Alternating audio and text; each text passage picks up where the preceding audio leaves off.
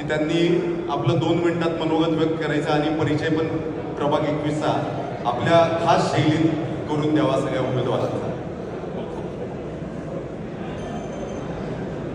सर्व उपस्थित व्यापारी बंधू भगिनींचं मी सहर्ष स्वागत करतो.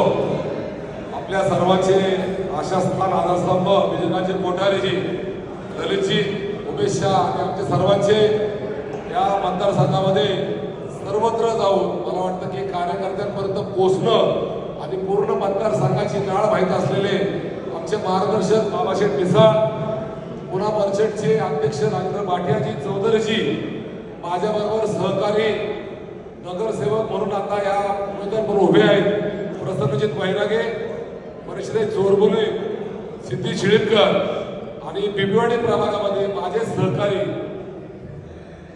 पवारताई सॉरी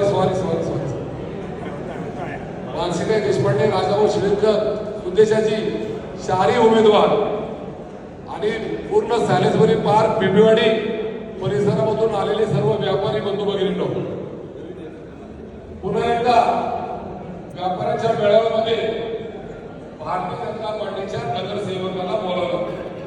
एवढं सांगितलं की महानगरपालिकेची निवडणूक असली तरी आता आपण पाहतोय की केंद्रामध्ये मोदींची सरकार, मोदी सत्ता असताना राज्यामध्ये माननीय मुख्यमंत्री फडणवीस साहेबांची सत्ता आहे.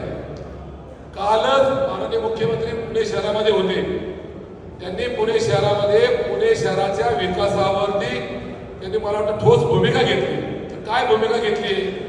पुणे शहर महाराष्ट्रामध्ये अव्वल होणार आहे.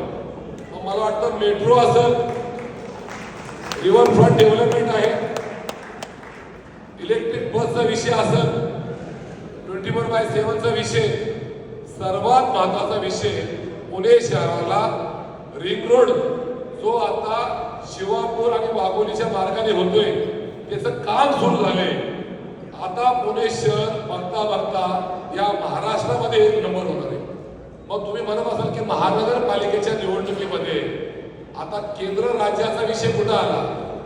लक्षात ठेवा, ज्यावेळी भारतीय जनता पार्टीचा महापौर या महानगरपालिकेमध्ये होईल त्यावेळी सर्व ठराव, मला असं वाटतं की जे ठराव महानगरपालिकेमध्ये होतात ते राज्यामध्ये होतात, राज्यातून केंद्रामध्ये जातात. तुम्ही विचार करा,